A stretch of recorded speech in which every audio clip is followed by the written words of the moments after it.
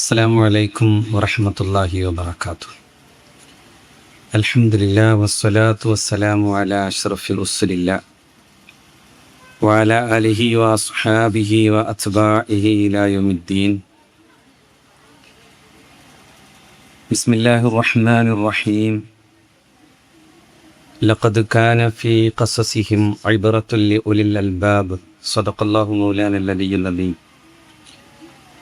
വേദിയിലെ അഭിനന്ദനായ അധ്യക്ഷൻ, നമുക്കേവർക്കും പ്രിയങ്കരനായ ദാറുൽ ഹുദ ഇസ്ലാമിക് യൂണിവേഴ്സിറ്റിയുടെ VC, അതോടൊപ്പം തൻ്റെ പ്രായാധിക്യവും ശാരീരികമായ അസ്വാസ്ഥ്യങ്ങളും എല്ലാം ഉള്ളപ്പോഴും ഈ പ്രവർത്തനങ്ങൾക്ക് വേണ്ടി നിരന്തരം യാത്ര ചെയ്തുകൊണ്ടേയിരിക്കുന്ന അഭിനന്ദനായ ഉസ്താദ് ഡോക്ടർ ബഹാവുദ്ദീൻ മുഹമ്മദ് നദ്വി, ഇവരുടെ വിഷയം അവതരിപ്പിച്ച് സംസാരിച്ചിട്ടുള്ള പ്രഗത്ഭരായ ചരിത്രകാരന്മാരായ doctor KS Madhavan, doctor Rajesh Komath, ബഹുമാന്യനായ മലയമ്മ മൊയ്നുദ്ദീൻ ഹുദവി, ഷാഫി ഹാജി, ബഹുമാന്യനായ എൻ്റെ സ്നേഹിതൻ, ഇവിടെ അവാർഡ് നൽകപ്പെട്ട K അബൂബക്കർ സാഹിബ്, അതുപോലെ തന്നെ തൊയ്യിബ് ഫൈസി, ബഹുമാന്യനായ റഹീം സാഹിബ് തുടങ്ങി വേദിയിൽ സന്നിഹിതരായിട്ടുള്ളവരും സദസ്സിലുള്ളവരുമായ എല്ലാ സഹോദരീ സഹോദരന്മാരെയും പ്രത്യേകം അഭിവാദ്യം ചെയ്യുന്നു. വളരെയേറെ പ്രൗഢവും ആഴമുള്ളതുമായ ഒരു ചർച്ചക്കിടയിലാണ് നമ്മൾ ഒരുമിച്ച് കൂടുന്നത്. നിങ്ങൾ ഏകദേശം സമയം വല്ലാതെ വൈകിയതുകൊണ്ട് ഇനിയും ദീർഘമായി പറയുന്നതിലൊരു അരോചകത എനിക്ക് തന്നെ തോന്നുന്നുണ്ട്. എന്നാലും നമ്മുടെ വിഷയത്തിൻ്റെ ചില മർമ്മപ്രധാനമായ കാര്യങ്ങളിലൂടെ കടന്നുപോയി ഞാൻ പെട്ടെന്ന് അവസാനിപ്പിക്കാം. ഇവിടെ മോയിൻ മലയമ്മ ഹുദവി സൂചിപ്പിച്ച പോലെ നമ്മുടെ ഈ ചർച്ചയുടെ പ്രധാനപ്പെട്ട ഭാഗങ്ങളിൽ ഏകദേശം ബഹുമാന്യരായ രണ്ട് ചരിത്രകാരന്മാരും തന്നെ സൂചിപ്പിച്ചു കഴിഞ്ഞു. പക്ഷെ അതിൽ അടിസ്ഥാനപരമായ ഒരു ധർമ്മം എന്ന് പറയുന്നത് നമ്മുടെ സാമൂഹിക നവോത്ഥാനം എന്തുകൊണ്ട് ഇങ്ങനെയൊക്കെ പ്രാപ്തമായി എന്ന ചോദ്യത്തിൻ്റെ ഉത്തരത്തിലേക്ക് കടക്കുമ്പോൾ നമുക്ക് വളരെ പ്രധാനമായി പറയാൻ സാധിക്കുന്ന ഒന്ന്, അതിൻ്റെ ഒരു ഐഡിയോളജിക്കൽ സപ്പോർട്ട് എന്ന് പറയുന്നത്, അതിൻ്റെ താത്വികമായ അർത്ഥത്തിലുള്ള അതിൻ്റെ പിന്തുണ എന്ന് പറയുന്നത് ഇസ്ലാമിക കാഴ്ചപ്പാടാണ്. ആ ഇസ്ലാമിക കാഴ്ചപ്പാടിൻ്റെ അടിസ്ഥാനത്തിൽ ചരിത്രത്തെയും അതോടൊപ്പം തന്നെ നമ്മുടെ ഈ കാലത്തിൻ്റെ ഇതുവരെയുള്ള മുന്നേറ്റത്തെയും എല്ലാം നോക്കിക്കാണുമ്പോൾ സൂഫികൾ ഉണ്ടാക്കിയെടുത്ത ഈ മാറ്റങ്ങൾ, ഒരുപക്ഷെ മറ്റാർക്കും ചെയ്യാൻ സാധിക്കാതെ പോയ വലിയ മാറ്റങ്ങൾക്ക് നമ്മുടെ നാട് സാക്ഷിയായതിൽ ഈ ആത്മീയമായ അർത്ഥത്തിലുള്ള വലിയ മാറ്റങ്ങൾക്ക് വലിയ പ്രാധാന്യവും പങ്കാളിത്തവും ഉണ്ട്. ആ പങ്കാളിത്തത്തിൻ്റെ അങ്ങേയറ്റത്ത് നിൽക്കുന്നത് സാമൂഹിക നവോത്ഥാനം എങ്ങനെ സാധ്യമാകാം എന്നതിൻ്റെ ചരിത്രത്തെ വിശദീകരിച്ചപ്പോൾ ഇവിടെ ബഹുമാന്യനായ ഉസ്താദ് തന്നെ ആ ആയത്ത് തന്നെ ഏറ്റെടുത്ത് പറഞ്ഞു, നുരീദു അന്ന മുന്ന അലല്ലദീനസ്തുലഇഫു ഫിൽ അർള്. ഭൂമിയിലെ ദുർബലരായ ആളുകൾക്ക് നന്മ നേരുക എന്നത് വലിയ ലക്ഷ്യമായി അള്ളാഹു പറയുന്നു. അത് ഇസ്ലാമിൻ്റെ ഒരു രാഷ്ട്രീയവും കൂടിയാണ്. ഇസ്ലാമിൻ്റെ പൊളിറ്റിക്കൽ പെർസ്പെക്റ്റീവ് എന്ന് പറയുന്നത് ദുർബലരുടെ നന്മ, അവൻ്റെ ഉദ്ധാനം, അവൻ സമൂഹ നേതൃത്വം ഏറ്റെടുക്കുന്നതിൻ്റെ, അവൻ സമൂഹത്തിൻ്റെ അനന്തരാവകാശിയാകുന്നതിൻ്റെ, അവൻ സൗകര്യപ്രദമായൊരു ജീവിത വ്യവസ്ഥിതിയിലേക്ക് എത്തിപ്പെടുന്നതിൻ്റെ എല്ലാം ലക്ഷ്യമാണ്. ശരിക്കും ആ ആയത്തിൻ്റെ തുടക്കം എന്ന് പറയുന്നത് ആ സൂറത്തു തന്നെ ലോകത്തെ ഏറ്റവും വലിയ സാമ്രാജ്യത്വവാദിയെ പരിചയപ്പെടുത്തിയിട്ടാണ് തുടങ്ങിയത്. ഇന്ന ഫിറഔന അലാ ഫിൽ അർളി വജഅല അഹ്ലഹാ ശിയഅൻ യസ്തളിഫു ത്വായിഫത്തൻ മിൻഹും യുദബ്ബിഹു അബ്നാഅഹും വയസ്തഹയി നിസാഅഹും ഇന്നഹു കാന മിനൽ മുഫ്സിദീൻ എന്ന് പറഞ്ഞാൽ ഫറോവ എന്ന് പറയുന്നത് അള്ളാഹു അവിടെ സൂചിപ്പിച്ചത് ഒരു ഫിർഔനെ മാത്രം അല്ല, ഒരു ഫറോവരിസം, ഒരു ഫിർഔനിയത്ത് എന്നതിനെയാണ് അള്ളാഹു അവിടെ പറഞ്ഞു വച്ചത്. അതായത് ഫിർഔൻ ഭൂമിയുടെ അധീശാധികാരം ഏറ്റെടുക്കുമ്പോൾ അവൻ ഭൂമിയിൽ ചെയ്ത ഏറ്റവും പ്രധാനപ്പെട്ട പണി ഡിവൈഡ് ആൻഡ് റൂൾ ആയിരുന്നു. ജഅല അഹ്ലഹാ ശിയഅൻ, ആളുകളെ വർഗീകരിച്ചു. ആളുകളിൽ ഒരു വിഭാഗം ആളുകളെ ദുർബലരായി അടിച്ചമർത്തി അടിമകളാക്കി വച്ചതും ഒരു വിഭാഗത്തെ കൊന്നുകളഞ്ഞതുമായിട്ടുള്ള ചരിത്രത്തെയാണ് അള്ളാഹു റബ്ബുൽ ഇസ്സത്ത് സൂചിപ്പിച്ചത്. അവരെന്തിന് അങ്ങനെയൊക്കെ ചെയ്തു എന്ന ചോദ്യത്തിന് തൻ്റെ ഭരണപരമായ നിലനിൽപ്പിന് അല്ലെങ്കിൽ സാമൂഹികമായ അധീശത്വത്തിന് ഏറ്റവും ആവശ്യം ഒരു വിഭാഗം ആളുകൾ വർണ്ണത്തിൽ ഏറ്റവും ഉയർന്നു നിൽക്കണമെന്ന് പറയുന്ന ചിന്തയാണ്. ആ ചിന്തയുടെ അടിക്കല്ല് പൊളിച്ചു എന്നതാണ് ഇസ്ലാമിൻ്റെ സിറ.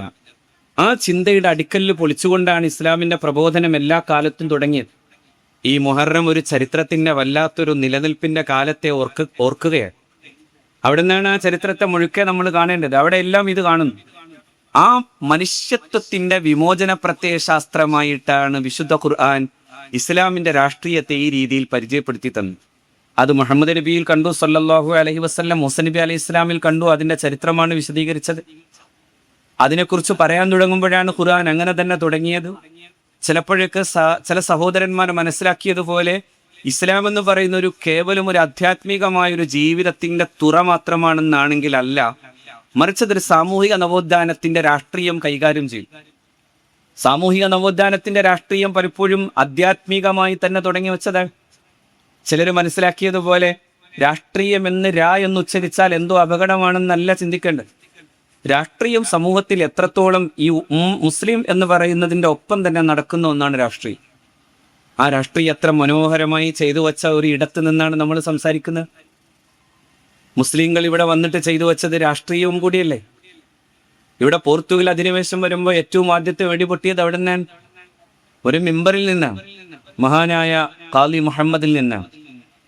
അദ്ദേഹമാണ് പറഞ്ഞത്, ഇവിടെ കാലുകുത്തുന്നത് നമ്മുടെ സാംസ്കാരികമായിട്ടുള്ള തനിമയെ ഇല്ലായ്മ ചെയ്യുന്ന ഒരു സാംസ്കാരിക അധിനിവേശത്തിന്റെ തുടക്കമാണ് പോർത്തുഗൽ ഇടാൻ പോകുന്നത്, അതുകൊണ്ട് തന്നെ അപകടമാണെന്ന് പറഞ്ഞതാരാ? ഖാലി മുഹമ്മദാണ്. ഏതായി ഖാലി മുഹമ്മദ്? തനിച്ച ആധ്യാത്മിക പക്ഷത്ത് നിന്ന് കൂടി ആലോചിക്കൂ. കോഴിയുടെ മുള്ളോട് കൂകന്ന് ചൊന്നാരെ കൂശാതെ കൂകി പറപ്പിച്ചു വിട്ടോർ എന്ന് പാടിത്തന്നവരാണ്. എന്ന് പറഞ്ഞാൽ മുഹിയുദ്ദീൻ മാല എഴുതിയ ആളാണ്. മുഹിയുദ്ദീൻ മാല എഴുതിയ ആൾ തന്നെയാണ് ഫത്തുഹുൽ മുബീൻ എന്ന കിതാബ് എഴുതുന്നത്. എന്താ ഫത്തുഹുൽ മുബീൻ? കോഴിക്കോട്ടെ ചാലിയം കോട്ട പിടിച്ചടക്കിയിരിക്കുന്ന നായർ പടയാളികൾ, സാമൂതിരിയുടെ നായർ പടയാളികളുടെ വിജയാഹ്ലാദത്തിന് മറ്റൊരർത്ഥത്തിൽ അങ്ങനെ ഒരു വിജയാഹ്ലാദ ഭേരി മുഴക്കിയിട്ടാണ് ഫത്തുഹുൽ മുബീൻ എന്ന കിതാബ് എഴുതിയത്. ദ ട്രയംഫ് അങ്ങനെയാണ്, ഒരു വിജയഭേരിയെ. ആ വിജയഭേരി മുഴക്കുകയായിരുന്നു ഖാലി മുഹമ്മദ്. അതിനോടൊപ്പം ചേർന്ന് നിന്നുകൊണ്ടാണ് മഖ്ദൂമിങ്ങളുടെ ആർത്ഥത്തിലുള്ള പോരാട്ടങ്ങളെ, മരക്കാർമാരുടെ പോരാട്ടങ്ങളെ എല്ലാം നമ്മൾ കാണുന്നത്. അവിടെ എല്ലാം ഇത് നമ്മൾ കാണുന്നു. അതായത് സമൂഹങ്ങളോട് ചേർന്ന് നിന്ന് അവിടെയുള്ള ഉച്ചനീചാവസ്ഥകൾക്കെതിരായിട്ടുള്ള പോരാട്ടം, അത് സാമൂഹിക നവോത്ഥാനത്തിന്റെയും അതോടൊപ്പം തന്നെ സാമ്രാജ്യത്വ വിരുദ്ധതയുടെയും പോരാട്ടമാക്കി മാറ്റുന്ന അതിമനോഹരമായ ഒരു ആധ്യാത്മിക നവോത്ഥാനത്തിന്റെ വഴിയായിരുന്നു അവർ നമുക്ക് പഠിപ്പിച്ചത്. അത് സ്നേഹത്തിന്റെ വഴിയാണ്, പ്രണയത്തിന്റെ വഴിയാണ്. പ്രണയമെന്ന് തെറ്റിദ്ധരിക്കണ്ട, പ്രണയത്തിന്റെ വഴിയാണ്. അതുകൊണ്ടാണ് മഹാത്മാഗാന്ധി പറയുന്നുണ്ട്, my association to the noblest മുസൽമാൻ has taught me to see that Islam has spread not with the power of sword but with the power of love, but the power of Sufis. സൂഫികളുടെ പവറായില്ല, അവരുടെ പ്രണയത്തിന്റെയും സ്നേഹത്തിന്റെയും നിലക്കാത്ത ശൃംഖലയിലൂടെയാണ് ഇസ്ലാമിന്റെ പ്രചരണം ഉണ്ടായതെന്ന്. അവർ യഥാർത്ഥത്തിൽ വാളുകൊണ്ടല്ല പ്രചരണം നടത്തിയത്, അവർ യഥാർത്ഥത്തിൽ സ്നേഹം കൊണ്ട് പ്രചരണം നടത്തി. മഹാനായ മമ്പ്രന്തങ്ങൾക്ക് കൂട്ടുകാരനായി ഉണ്ടായിരുന്നതാരാ? മമ്പ്രന്തങ്ങളുടെ കൂട്ടുകാരനായിരുന്നത് പിന്നെ കൊന്തുനായരാണ്. കൊന്തുനായർ എന്ന് പറയുന്ന നായരുടെ കൂടെ മഹാനായ മമ്പ്രന്തങ്ങൾ നിൽക്കുന്നു. എന്നാൽ അക്കാലത്തെ ജാതി വ്യവസ്ഥിതിക്കെതിരായിട്ടുള്ള പോരാട്ടത്തിൽ തന്റെ സുഹൃത്തിനെ പോലും നോക്കാതെ, ഇവിടെ നേരത്തെ സൂചിപ്പിച്ചതുപോലെ കപ്രക്കാട്ട കൃഷ്ണപ്പണിക്കർ എന്ന് പറയുന്ന ചക്കി എന്ന സഹോദരി ആയിഷയായി മാറുമ്പോൾ അവരുടെ വസ്ത്രധാരണത്തിന്റെ മുമ്പിൽ തന്റെ വരേണ്യമായ വർഗഭാവത്തെ അതേ അർത്ഥത്തിൽ കണ്ടുകൊണ്ട് ആ സ്ത്രീയുടെ ശരീരത്തെ ആ അർത്ഥത്തിൽ അപമാനിച്ചവന്റെ നേരെ തന്റെ പടയാളികളെ വിട്ടിട്ട് ചേറൂർ കലാപത്തിൽ, ചേറൂർ പോരാട്ടത്തിന്റെ സൂത്രധാരകനായി നിൽക്കുന്ന മമ്പ്രന്തങ്ങളെ നമ്മൾ കാണുകയാണ്.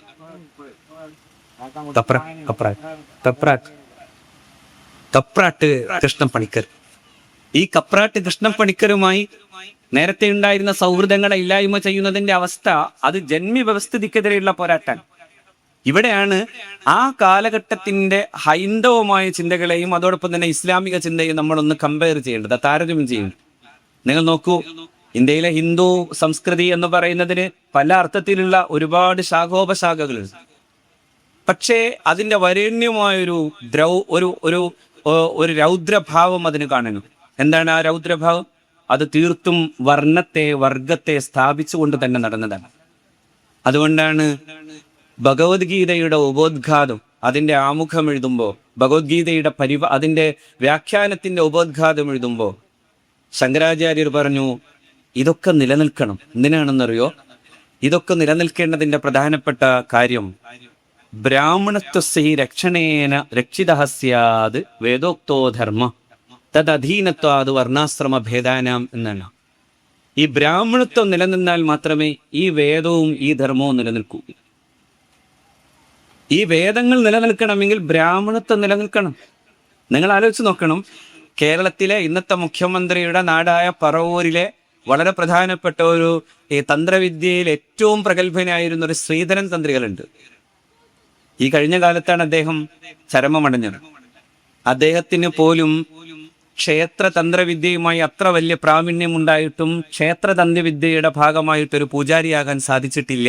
ഈ സമീപകാലത്ത് പോലും ഞാൻ മറ്റൊരു അർത്ഥത്തിൽ പറയുകയാണെന്ന് വിചാരിക്കരുത്. ചില കാര്യങ്ങളെ സൂചിപ്പിക്കാൻ വേണ്ടി എന്ന് മാത്രമേ ഞാൻ ഉദ്ദേശിച്ചിട്ടുള്ളൂ. അവിടെ ശങ്കരാചാര്യർ പറഞ്ഞ ഈ വർത്തമാനം നമ്മൾ നോക്കൂ. പക്ഷെ ശങ്കരനെ പോലും മറിച്ചു ചിന്തിപ്പിക്കാനുള്ള ഒരു വലിയ പ്രേരകമായി വന്നത് എന്താ? ഏകദേശം ശങ്കരൻ ജനിച്ച കാലമാണ് പരിശുദ്ധ ഇസ്ലാം ഇന്ത്യയിൽ കാലുകുത്തുന്ന, അതായത് മാലിക് ബിൻ ദീനാർ റളിയല്ലാഹു അൻഹു വരുന്ന കാലം, നബി സല്ലല്ലാഹു അലൈഹി വസല്ലമയുടെയും തൊട്ടടുത്ത കാലം. അതിന്റെ ചരിത്രപരമായ എല്ലാ വൈജാത്യങ്ങളെയും ഇവിടെ സൂചിപ്പിക്കാൻ ഞാൻ ആലോചിക്കാത്തത് കൊണ്ടാണ് ഞാൻ അങ്ങനെ മാത്രം ചുരുക്കി പറയുന്നത്. പക്ഷെ അതുകൊണ്ട് തന്നെ അദ്വൈതവാദം അതിന്റെ മറ്റൊരു തലത്തിലേക്ക് വരുമ്പോൾ ശങ്കരൻ മറ്റൊരു തലത്തിൽ പറയുന്നുണ്ട്. കാശ്മീരിൽ ചെല്ലുമ്പോൾ അദ്ദേഹത്തിന്റെ മുമ്പിൽ ഒരു ചണ്ടാളൻ വന്നു നിന്നു അത്രേ. അത് മറ്റൊരു ഐതിഹ്യ രീതിയിലാണ് അദ്ദേഹം അത് സൂചിപ്പിക്കുന്നത്. അതുകൊണ്ടാണ് അതിന് മനീഷാ പഞ്ചകം എന്ന പേരിലാണ് ആ കൃതിയെ അറിയുന്നത്. അതായത് 5 ചിന്തകളെ അങ്ങനെ ശ്ലോകങ്ങളാക്കി വെച്ചതാണ്. അതിൽ ആ ചണ്ടാൾ എന്ന് പറഞ്ഞാൽ ഈ ബ്രഹ്മാവിന്റെ ശിരസ്സിലോ ബ്രഹ്മാവിന്റെ വായിലോ ഒന്നും മുളക്കാത്ത മനുഷ്യജന്മം എന്ന് പറയാൻ പോലും പറ്റാത്ത ഒന്നാണ് ചണ്ടാളൻ.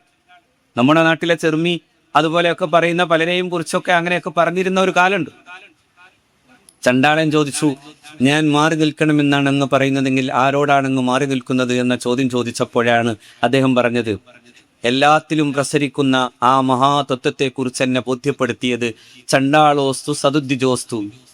അത് ചണ്ടാളനായാലും ബ്രാഹ്മണനായാലും ഗുരുലിത്തേവ മനീഷാ മമ, അദ്ദേഹം എൻ്റെ ഗുരുവാകുന്നു എന്ന് പറയുന്ന മറ്റൊരു തരത്തിലേക്ക് പോകുമ്പോൾ ഇസ്ലാമിന്റെ സ്വാധീനത്തിന്റെ ശക്തി അദ്വൈതത്തിൽ വരെ ഉണ്ടാകുന്നുവെന്ന് നമ്മൾ ചില ചരിത്രകാരന്മാരുടെ വീക്ഷണകോണിൽ നിന്ന് നമ്മൾ സംസാരിക്കുമ്പോൾ, ഇസ്ലാം ഇങ്ങോട്ട് കടന്നു വന്നതിന് ശേഷമുള്ള എല്ലാ ചരിത്രത്തിൻ്റെയും വഴിയെ നമ്മൾ പോകുമ്പോൾ അവിടെ ഈ ശക്തമായ അർത്ഥത്തിൽ ഉച്ചനീചത്വങ്ങൾക്കെതിരെയുള്ള പോരാട്ടം കൃത്യമായി തന്നെ നമുക്ക് കാണണം. അവിടെ മമ്പുറം തങ്ങളുണ്ട്, ഷെയ്ഖ് ജിഫ്രി തങ്ങളുണ്ട്, ഹസൻ ജിഫ്രി തങ്ങളുണ്ട്, വെളിയങ്കോട്ട ഉമർ ഖാലിയുണ്ട്, ഒരുപാട് പ്രഗത്ഭരായ സൂഫികളുണ്ട്. ഈ സൂഫികളൊക്കെ ചെയ്ത പണി എന്താ? വാപ്പയേക്കാൾ വലിയ അപകടകാരിയാണ് മകൻ എന്ന് പറഞ്ഞ ഒരു കാലാണ് മഹാനായ പൂക്കോയത്തങ്ങൾ, ഫസൽ പൂക്കോയത്തങ്ങൾ. നേരത്തെ ഇവിടെ അഭ്യന്തരനായ ഷാജി സൂചിപ്പിച്ച പോലെ നമ്മുടെ തദ്ദേശ സ്വയംഭരണ വകുപ്പ് മന്ത്രി കൂടിയായിട്ടുള്ള വളരെ പ്രഗത്ഭനായ നമ്മുടെ സുഹൃത്ത് സൂചിപ്പിച്ച പോലെ ഫസൽ പൂക്കോയത്തങ്ങൾ എന്ന് പറയുന്നത് ഇവിടെ നിന്ന് നാടുകടത്തപ്പെടുന്നു. പക്ഷേ നാടുകടത്തപ്പെടുന്നതിന്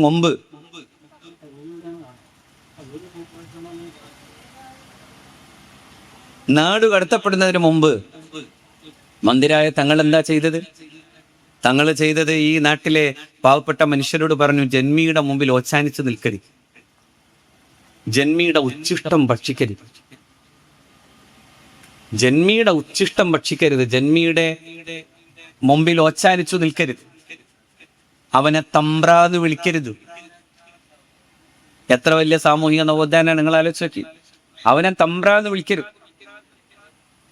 അതായത് അവനെ ദൈവികമായ പരിപ്രേക്ഷ്യത്തിൽ വിളിക്കുന്ന ഒരു നാമകരണവും ചെയ്തു പോകരുത്.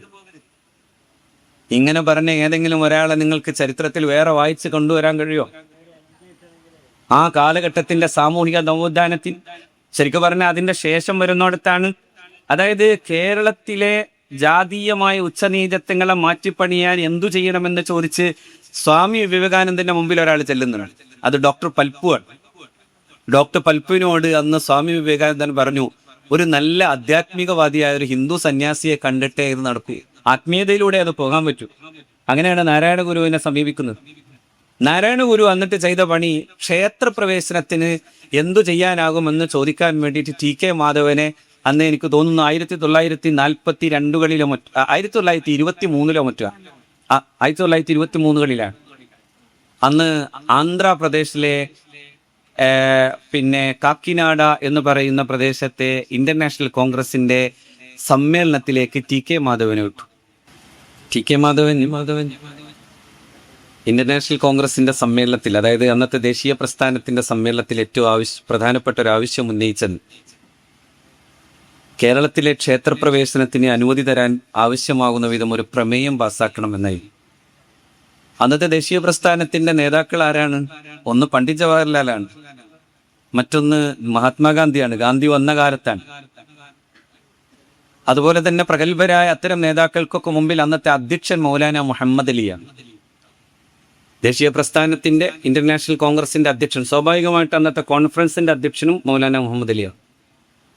അന്ന് ഗാന്ധിജിയെ പോലെയുള്ളവരെ ഒക്കെ ടി കെ മാധവൻ സമീപിച്ചപ്പോൾ അന്നത്തെ സാമ്രാജ്യത്വ വിരുദ്ധ പോരാട്ടം വഴിതിരിഞ്ഞു പോകുമോ എന്ന് ഭയന്നുകൊണ്ടാവാം, അല്ലെങ്കിൽ മഹാത്മാഗാന്ധിയെ സംബന്ധിച്ചിടത്തോളം ചില ധാരണകളിൽ അപ്പോഴും നിലനിൽക്കുന്ന ഒരു സവർണ ഹൈന്ദവ വികാരങ്ങളിൽ നിന്ന് മുരടോടെ പറിച്ചറിയപ്പെടാത്തൊരു മനസ്സ് അദ്ദേഹത്തിന് ഉണ്ടായിരുന്നു എന്നതുകൊണ്ടാവാം അദ്ദേഹം അത് ആദ്യം സമ്മതം നൽകിയിരുന്നില്ല. എൻ്റെ വാക്കിനൊക്കെ നല്ല അർത്ഥമുണ്ട്, ഞാൻ അങ്ങനെ തന്നെയാണ് അതിനെ വിശദീകരിച്ച് പറയാതെ പോകുന്നത്. അവിടെ ആ ഒരു തലത്തിൽ നിൽക്കുന്ന മഹാത്മാഗാന്ധിയെയും നെഹ്റുവിനെയും ഒക്കെ, നെഹ്റുവിന് പക്ഷെ അങ്ങനെ ഒന്നില്ലെങ്കിൽ കൂടി ഗാന്ധി സമ്മതം തരാത്തത് കൊണ്ട് തന്നെ ആ കാര്യത്തിൽ ഒരു താല്പര്യമെടുക്കാതെ നിൽക്കുമ്പോൾ ടി കെ മാധവൻ വളരെ വൈകാരികമായി ഒരു കാര്യം മൗലാന മുഹമ്മദ് അലിയോട് ചോദിച്ചു. അതിതായിരുന്നു, അദ്ദേഹത്തോട് ചോദിച്ചത്, അങ്ങയുടെ സമുദായത്തിലെ എല്ലാ വിഭാഗം ജനങ്ങൾക്കും പള്ളിയിൽ നമസ്കരിക്കാൻ പ്രത്യേക അനുവാദത്തിന്റെ ആവശ്യം വരുന്നില്ലല്ലോ. ഞങ്ങളുടെ ഈ സമൂഹം ക്ഷേത്രത്തിന്റെ മുറ്റത്തുകൂടെ പോലും പോകാനാവാത്ത വിധം ഒരിക്കൽ രാജവീതിയിലൂടെ വില്ലുവണ്ടിയുമായി ഇങ്ങനെ നടന്നുപോയ പിന്നെ അയ്യങ്കാളിയെ ഉൾപ്പെടെയുള്ളവരെ ഓർത്തുകൊണ്ട് പറയാണ്, അങ്ങനെ ഒന്നും പോകാൻ കഴിയാത്ത വിധം ജീവിക്കുന്ന ഒരു സമൂഹത്തിന് അവർക്ക് ആവശ്യമായ നീതി ലഭിക്കാൻ അങ്ങക്ക് ഇടപെട്ടുകൂടാ എന്നാണോ എന്ന് ചോദിക്കുമ്പോൾ അതേ ടി കെ മാധവന്റെ വികാരം പോലെ വികാരാധീനനായിട്ടാണ് മൗലാന മുഹമ്മദ് അലി പറഞ്ഞു, ഗാന്ധിജി ഇക്കാര്യത്തിൽ ഒരു തീരുമാനമെടുത്തേ പറ്റൂ. അന്ന് ദേശീയ പ്രസ്ഥാനത്തിന്റെ പ്രമേയത്തെ അടിസ്ഥാനപ്പെടുത്തി 1936 ക്ഷേത്രപ്രവേശന വിളംബരമുണ്ടാകുമ്പോൾ ടി കെ മാധവന് ഇവിടെ വന്ന് തനിക്ക് പിറന്ന കുഞ്ഞിന് മുഹമ്മദ് അലി എന്ന് പേരിടുന്നു എന്ന് വരുന്നോടത്ത് നമ്മൾ കാണേണ്ട ഒരു കാര്യം, ഈ ഒരു അടിസ്ഥാനപരമായ ഒരു സൈദ്ധാന്തികമായൊരു തലത്തിന്റെ ഉറപ്പുണ്ടായിരുന്നു ഇസ്ലാമിന് എന്ന് പറയാനാണ്. അത് കേരളത്തിൽ വന്ന സൂഫികളും അതുപോലെ തന്നെ ലോകത്തെമ്പാടുമുള്ള സൂഫികൾ, ലോകത്തെമ്പാടും ഇത് തന്നെയായിരുന്നു. ഈ പർണശാലകൾ, ഖാൻഗാഹുകൾ കൂട്ടിയിരുന്നത് എവിടെയാണ്? എല്ലാ മനുഷ്യരുടെയും കൂടെയായിരുന്നു. ഇന്ത്യയെക്കുറിച്ച് ഏറ്റവും മനോഹരമായി എഴുതിയൊരു പുസ്തകമാണ് the wonder that was India, L ബാഷാമിന്റെ. അതിൽ അദ്ദേഹം മഹാനായ ഷെയ്ഖ് മുഈനുദ്ദീൻ അൽ ചിശ്തി അൽ അജ്മീരിയെ കുറിച്ച് പറയും, ചിശ്തി ഖാൻഗാഹുകളെ കുറിച്ച് പറയും. ആ ചിശ്തി ഖാൻഗാഹുകളിൽ പ്രഗത്ഭരായ ഗായകർ ചെന്നിരുന്നു പാട്ടുപാടിയിരുന്നു. ടാൻസനെ പോലെ അന്നത്തെ കാലത്ത് ഏറ്റവും പ്രഗത്ഭനായ ഗായകൻ. അദ്ദേഹത്തിന്റെ പേരമക്കളെ അദ്ദേഹം ബറക്കത്തിന് വേണ്ടി പാട്ടുപാടിച്ചിരുന്നു ഷെയ്ഖ് റളിയല്ലാഹു അൻഹുവിന്റെ മുമ്പിൽ നിന്ന്. അപ്പോൾ അതിനെക്കുറിച്ച് പറയുമ്പോൾ അദ്ദേഹം പറയുന്നുണ്ട്, ഇന്ത്യയുടെ ഏകതയ്ക്ക് ഏറ്റവും മനോഹരമായ ഒരു തലം തന്ന, ഇന്ത്യയുടെ ആകാശത്ത് പെയ്ത ഏറ്റവും മനോഹരമായ സംഗീതമാണ് ശരിക്കും പറഞ്ഞാൽ ഹിന്ദുസ്ഥാനി സംഗീതം, ഹിന്ദുസ്ഥാനി മ്യൂസിക്. ആ ഹിന്ദുസ്ഥാനി മ്യൂസിക് പിറന്നത് എവിടെയെന്ന ചോദ്യത്തിന് എൽ ബാഷാം പറയുന്നു, the continued devotion of the musician to the Sufis, especially to the Chishti Sufis, stimulate the system of Hindustani music. Hindustani സംഗീതം ഒരു നിലാവ് പോലെ വ്യവസ്ഥാപിതമായി പെയ്ത ഇടം അത് ഖാജ മുഈനുദ്ദീൻ അൽ ചിശ്തിയുടെ ഉൾപ്പെടെയുള്ള ചിശ്തി മശായിഖുമാരുടെ ഖാൻഗാഹിലാണ്. എന്ന് പറഞ്ഞാൽ ഇന്ത്യയെ ചേർത്ത് പിടിച്ച ഒരു വലിയ സംഗീത ശാഖയുടെ പോലും വ്യവസ്ഥാപിതമായ സംവിധാനം ഒരുങ്ങുന്നത് അവിടെയാണ്. ഈ സമീപകാലത്ത് രാമചന്ദ്ര ഗുഹ ഗാന്ധിയുടെ ശേഷമുള്ള ഇന്ത്യയെക്കുറിച്ച് പറയുന്നതിന്റെ അവസാനത്തെ വാക്കെന്റെ മനസ്സിലുണ്ട്. അതിങ്ങനെയാണ്, ആ പുസ്തകത്തിന്റെ അവസാനം അദ്ദേഹം പറയുന്നുണ്ട്, ഇന്ത്യ തകരില്ല. എന്തുകൊണ്ട് ഇന്ത്യ തകരില്ലെന്നോ, ഇന്ത്യ തകരാതിരിക്കാൻ ഏറ്റവും പ്രധാനമായി ഇന്ത്യയുടെ സംഗീത ശാഖയായ ഹിന്ദുസ്ഥാനി സംഗീതമുണ്ട് എന്നായിരുന്നു അദ്ദേഹം പറഞ്ഞു വെച്ചത്. അതിന്റെ വഴിയെ ഞാൻ പോകല്ല. പക്ഷെ ഞാൻ പറഞ്ഞു വരുന്നത്, ഈ പറയപ്പെടുന്ന ഒരു ബഹുസ്വരതയെ സൂക്ഷിക്കുക, ഈ പറയപ്പെടുന്ന അർത്ഥത്തിലുള്ള ഒരു സാമൂഹിക നവോത്ഥാനത്തെ ആധ്യാത്മികമായ അർത്ഥത്തിലേക്ക് കൊണ്ടുപോകാൻ സാധിച്ച ഒരു വലിയൊരു വിഭാഗം ആളുകളായിരുന്നു ഇന്ത്യയിലും ലോകത്തും അതോടൊപ്പം തന്നെ പ്രത്യേകിച്ചും കേരളത്തിലുണ്ടായിത്തീർന്ന സൂഫി വര്യന്മാരുടെ ജീവിതം. അവിടെ എല്ലാം നമുക്കത് കാണാനോ. മഹാനായ വെളിയങ്കോട്ട് അമർകാളി, അദ്ദേഹത്തിന്റെ കൂടെയും അദ്ദേഹത്തിന്റെ മസ്ജിദ് പണിതതും ഒക്കെയും ചോയ്യേർ അദ്ദേഹത്തിന്റെ തറവാട്ടിലെ ഒരു ഭാഗത്തെ സ്ഥലം അങ്ങ് കൊടുത്തു.